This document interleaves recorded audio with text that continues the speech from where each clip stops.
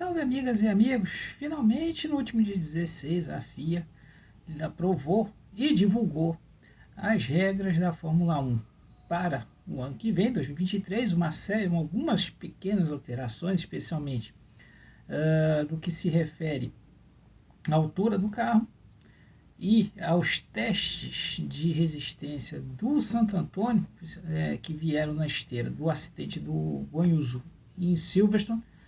Alguns testes vão ser reforçados, o principal ainda continua da mesma forma, só que houve uma definição de uma outra área, que seria a base do Santo Antônio, que vai receber também algumas modificações, mais alguns testes complementares.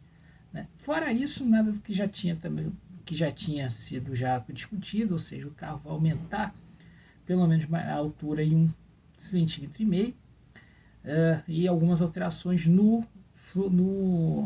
fundo do carro. Isso vão deixar os carros um pouco mais altos, vai ter menos ar passando por debaixo do carro, ou seja, também menos aderência, menos velocidade.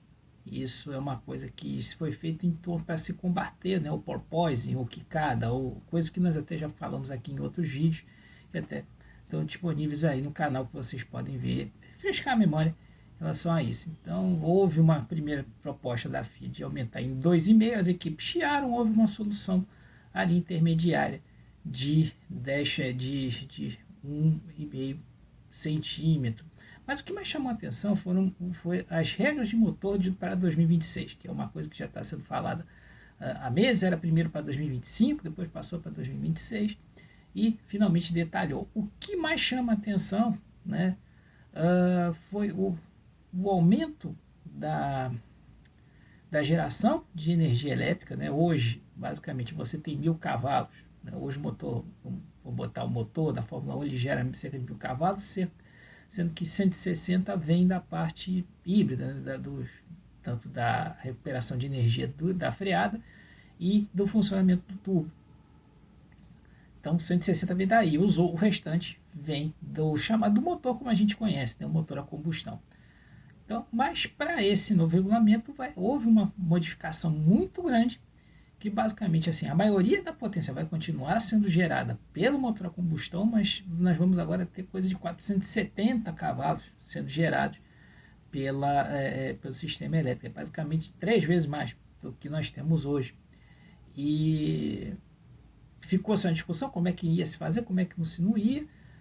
Basicamente, vai se utilizar uma sistemática, o que a gente vê em carros hoje, de produção, ou seja, o motor a combustão gera energia, o funcionamento dele acaba reabastecendo as baterias.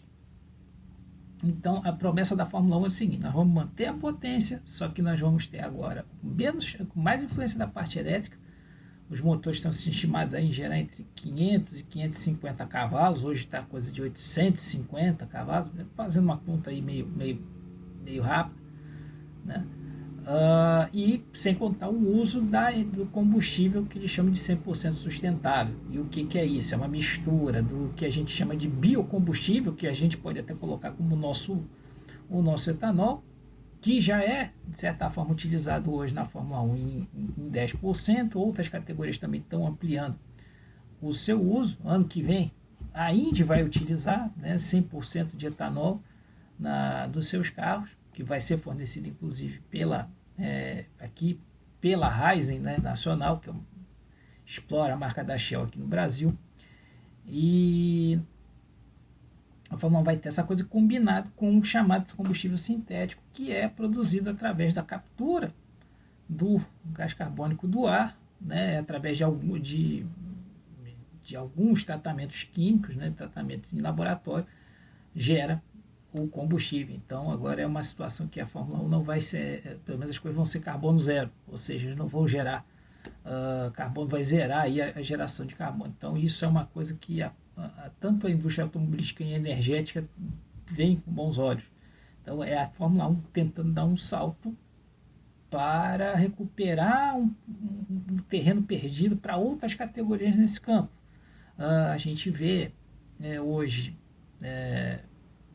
outras, né, outras categorias nesse sentido, como por exemplo a própria Indy utilizando, utilizando etanol, a gente vê o EC também usando, a Fórmula 4 e o Rally utilizando o combustível sustentável. Então temos outras situações aí, né? E a Fórmula 1 agora já tenta dar esse salto, que é um senhor salto, mas que ainda a gente vai ter pelo menos uns 3, 4 anos aí para poder ver, mas que pode ter vindo um salto tarde demais.